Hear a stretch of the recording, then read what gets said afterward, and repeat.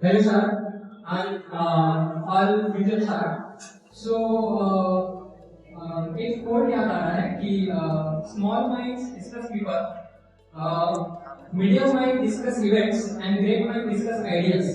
सो आज बहुत अच्छा लग रहा है कि हम लोग यहाँ पे आइडियाज एक्सचेंज करने के लिए और अपने आइडिया पिच करने के लिए आए हैं. ओके, सो स्टार्ट करते हैं. सो हमारा प्रोजेक्ट है G I S means geographic information system and machine learning based railway system. So ये सिस्टम में क्या रहेगा, ये हमारे ग्रुप में बस है. ओके, सो एक इंट्रोडक्शन है in the ground of design of existence. Okay, pattern is everything. Pattern finding is the art of discovering hidden symbols in the chaos of data. Okay, so ये मुझे एक रियल लाइफ एग्जांपल मुझे देना है जो मैंने खुद से सीखा है. सो मेरे डैड को 2017 में एस्थमा डिटेक्ट हुआ था. सो उनको 1 मंथ के लिए हॉस्पिटलाइज किया था. वो था मंथ मार्च. फिर 2018 में फिर से उनको सेम अस्थमा की वजह से हॉस्पिटलाइज करना पड़ा, फिर 20 डेज के लिए. फिर 2019 में फिर 10 डेज के लिए मई मंथ में. सो और हम लोग डर गए थे कि कोरोना के बीच में अगर उनको अस्थमा से फिर से अटैक आ जाता है या अस्थमा बढ़ जाता है तो हम लोग क्या कर सकते हैं. बट बाय सरप्राइजिंग 2020 में कुछ नहीं हुआ. सो मैंने ऐसा एनालाइज किया कि क्या चेंजेस हुए जिससे 2020 में जो 3 ईयर से साइकिल चल रहा था वो स्टॉप हो गया. सो उसमें था कि हम लोग घर भी कोरोना की वजह से, सो वो ऑफिस में जा रहे थे. सेकेंडली हम लोग मास्क यूज कर रहे थे. मास्क यूज कर रहे हैं तो इसलिए एस्थमा कम हो सकता है. तो मैंने उसमें एस्थमा का स्टडी किया और उसमें पता चला कि एस्थमा के ट्रिगर करने के 7 to 8 फैक्टर्स हैं. तो उसमें मेन फैक्टर है एयर क्वालिटी इंडेक्स, पोल्यूशन, आपका ऑक्यूपेशन क्या है और वैसे बहुत सारे फैक्टर्स हैं. सो मैंने फिर उनके हिस्टोरिकल डेटा निकाला जो हॉस्पिटल्स का उनका जो फाइल्स था कौन से मंथ्स में उनको एडमिट किया था. और जो WHO का एक इंडेक्स आता है एयर क्वालिटी इंडेक्स, हर एक सिटी का आता है, हर एक सिटी का हर एक स्टेशन का भी आता है.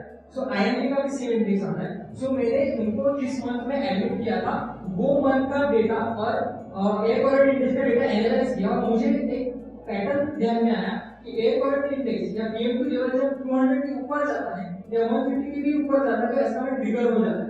सो 2021 में मैंने एक प्रिवेंटिव मेजर किया कि जब WHO में एक ऐप आता है एयर आई, तो मैंने एक प्रिवेंटिव मेजर किया कि अगर 150 के ऊपर या 200 के ऊपर जाता है तो फिर मैं डैड को बोलता था कि आप मास्क पहनो. और जब मेरे लिए सराउंडिंग 150 से ज्यादा रहता था तो घर में हम लोग ने एयर फिल्टर यूज करना चालू कर दिया. तो इससे जो घर में जो हवा की एयर थी उसकी क्वालिटी 30 मतलब PM2 लेवल 30 के आसपास रहती थी और बाहर जो थी 150 के ऊपर रहती थी. तो 3 इयर्स तक मैंने प्रिवेंट किया. सो सेम अगर हम लोग पैटर्न ये जो है जो हमें ढूंढना है और वो पैटर्न से हम लोग पूरा डिकोड कर सकते हैं. सो ये पैटर्न हम लोग अलग अलग सेक्टर्स में यूज कर सकते हैं. ओके, सो ये है हमारा प्रोडक्ट. सो ये प्रोडक्ट में क्या है कि जैसे यूपीआई इंटरफेस वैसा है वैसे हम लोग एक इंटरफेस बनाएंगे. उसका फुल फॉर्म रहेगा unified geographic multi analysis interface. और हम लोग वो इंटरफेस से जोड़ेंगे मिनिस्ट्री और जो ग्राउंड लेवल पे है उससे.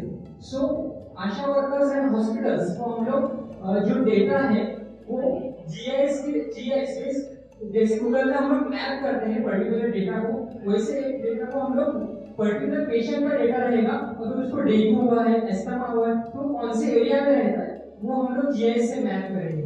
ठीक है, अगर कोई क्राइम होता है या एक्सीडेंट होता है तो हम लोग वो डेटा को जीआईएस थ्रू कनेक्ट करेंगे, मशीन लर्निंग का एनालिसिस करेंगे. ओके, और वो डेटा फिर गवर्नमेंट एक पॉलिसी भी लेके आ रही है, नेशनल हेल्थ पॉलिसी. उसके अंदर गवर्नमेंट डिजिटल हेल्थ कार्ड बनाने वाली है. सो हम लोग एज ए मिडल पर काम करेंगे. डिजिटल हेल्थ कार्ड को हम लोग अपडेट भी कर सकते हैं और वहां से हर एक पेशेंट का यहाँ पे हिस्ट्री रहेगी. सो वो पेशेंट का डेटा हम लोग एनालिसिस कर सकते हैं. सो वैसे से क्राइम में नेशनल क्राइम रिकॉर्ड ब्यूरो रहता है, वो मिनिस्ट्री के अंडर आता है. तो उसका जो है डेटा हम लोग यहाँ पे सेव कर सकते हैं. और रोड एंड ट्रांसपोर्ट हाईवेज के लिए द ट्रांसपोर्ट रिसर्च विंग रहती है. सो वैसे अगर कोई एक्सीडेंट डिटेक्ट हो तो एक पैटर्न रहता है कि अभी देखा जाए तो समृद्धि महामार्ग अभी जो बना है धीरे से नागपुर तक, तो वो महामार्ग में बहुत सारे एक्सीडेंट्स अभी बहुत ज्यादा कुछ स्पॉट्स है वहां पे ही होते हैं। तो हम लोग जियो लोकेशन बेस पर्टिकुलर डिजीज रहेगी या एक्सीडेंट रहेगा या क्राइम्स रहेगा, वो जियो लोकेशन बेस हम लोग डिटेक्ट करेंगे और वो पर्टिकुलर एरिया से फिर मशीन लर्निंग से एनालिसिस करके हम लोग फिर प्रेडिक्ट कर सकते हैं कि कौन सा एक्सीडेंट कहाँ होने वाला है। फिर हम लोग प्रेडिक्ट कर सकते हैं कौन सा डिजीज कौन सी एरिया में ज्यादा होता है, कौन से एरिया में ज्यादा स्प्रेड उसका हो सकता है। लाइफ डिजीज जैसे रहते हैं कैंसर जैसे डिजीज, उसका रिसर्च भी हम लोग वो जो डाटा हम लोग के पास रहेगा, हम लोग एज अ रिसर्च ग्रुप जो बहुत सारे रिसर्च ऑर्गेनाइजेशन रहते हैं गवर्नमेंट के या प्राइवेट, उनको उनके साथ शेयर कर सकते हैं। सो एज अ मीडिया पर हम लोग काम करेंगे।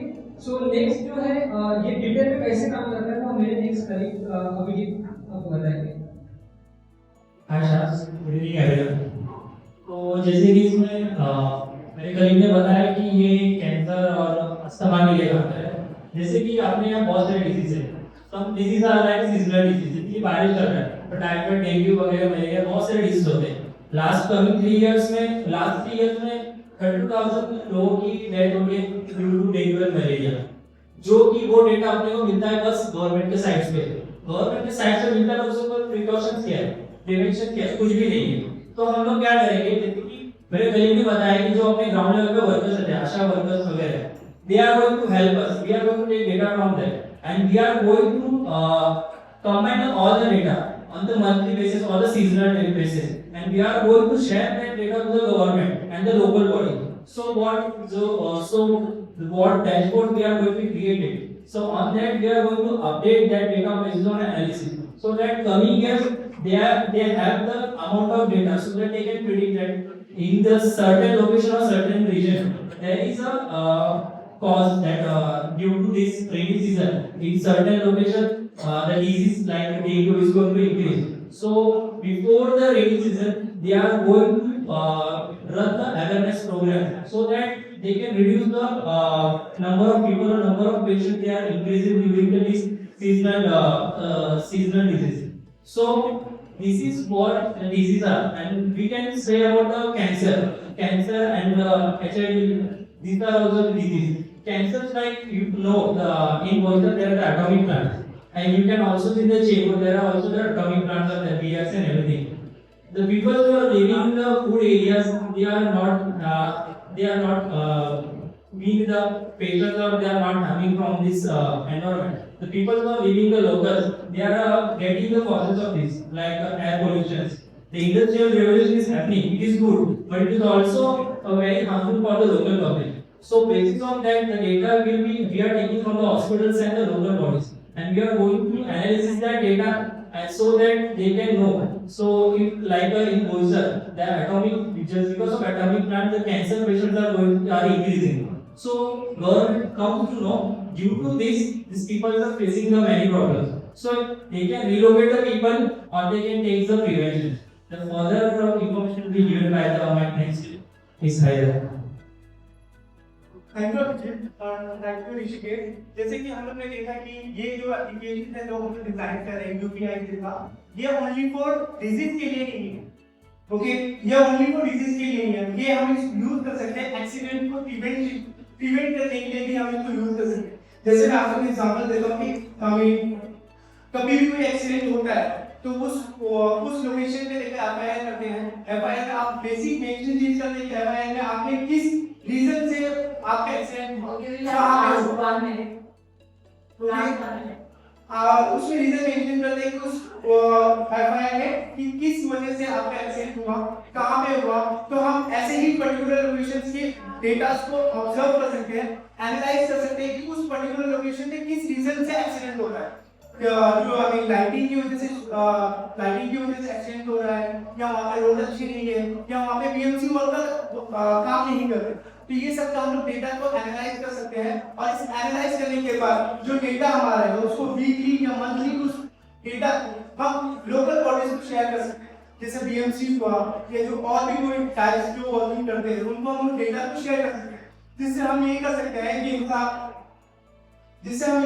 हैं कि एक आम इंसान जो उस वे से ट्रैवल कर रहा है, जैसे एक आम इंसान उस वे से ट्रैवल करता है, वो उस रूट को उस उस रूट पे जो एक्सीडेंट हो रहे हैं उसको ऑब्जर्व कर सकता है और आगे चल के हम इसको गूगल मैपिंग से भी इंडिकेट कर सकते हैं कि इन केस अगर कोई इंसान अगर वो एक पर्टिकुलर लोकेशन से दूसरी पर्टिकुलर लोकेशन पे ट्रैवल कर रहा है तो उसको इजीली फाइंड आउट होना चाहिए कि इस लोकेशन पे रेड जोन एरिया है, यहाँ पे आपको ड्राइव स्लो करनी है।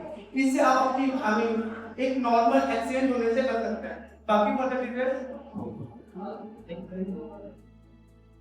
सो वैसे ट्रीटमेंट करेंगे क्राइम से क्राइम को हम लोग ट्रैक करेंगे जैसे एफआरआई दी तो एफआर में एक एपीआई कॉल होगी उसमें जीआईएस और पर्टिकुलर क्राइम क्या था, क्राइम का टाइप क्या था, वैसे हम लोग ट्रैक करेंगे और वो डेटा हम लोग लोकल जो अथॉरिटीज है मतलब होम मिनिस्टर है, स्टेट के होम मिनिस्टर या कंट्री के होम मिनिस्टर, सो उनके साथ वो डेटा डैशबोर्ड दिखता है मतलब कि विजुअलाइज डेटा देता है क्योंकि पर्टिकुलर एरिया में दिखता है हमें कि हॉटस्पॉट कि कहां पे क्राइम्स अकर हो रहे हैं, कहां पे रिपीटेटिव हो रहे हैं। सो इंटीग्रेशन बेनिफिट्स में जीआई और मशीन लर्निंग का जब हम लोग का 2-3 साल का डेटा हो जाएगा तो हम लोग उसमें मशीन लर्निंग यूज कर सकते हैं और मशीन लर्निंग से हम लोग प्रेडिक्ट कर सकते हैं कि कहां पे क्राइम एरिया ज्यादा हो रहा है, कहां पे एक्सीडेंट ज्यादा हो रही है और कहां पे पर्टिकुलर डिजीज का अकरेंस ज्यादा हो रहा है। तो वो पैटर्न एक ढूंढना एक काम जो है जो हम लोग मैन्युअली नहीं कर सकते वो मशीन लर्निंग से हम लोग अचीव कर सकते हैं। सो फ्यूचर डायरेक्शन नहीं है, ये तो तीन ही मींस सेक्टर्स हैं जिसको एज अ यूपीआई जैसे हम लोग ने मिडलवेयर बनाया है और तीन सेक्टर्स को हम लोग ने इंटीग्रेट किया है मिनिस्टर की जो इंडियन मिनिस्टर्स गवर्नमेंट पॉलिसी है उसके साथ वैसे अलग-अलग सेक्टर्स भी है। तो अलग-अलग सेक्टर्स का भी इंटरफेस अलग-अलग सेक्टर्स को भी हम लोग इंटीग्रेट कर सकते हैं इसमें और एज अ यूनिफाइड इंटरफेस ये काम करेगा और डैशबोर्डिंग का काम करेगा। सो डैशबोर्डिंग से prevention is better than cure. Okay so हम कौन से अगर लाइफ बचती है ये पर्टिकुलर ये करने से सो इससे बड़ी चीज कुछ नहीं हो सकती। सो वही है। Thank you.